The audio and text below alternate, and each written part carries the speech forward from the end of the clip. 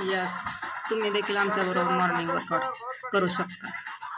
1 तास स्वतःसाठी देऊ शकता. असा हा आमचा मॉर्निंग वर्कआउट चालू असतो.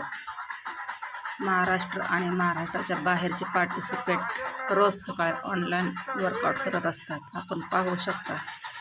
अरे पार्टिसिपेट लय भारी. 1 तास स्वतःसाठी.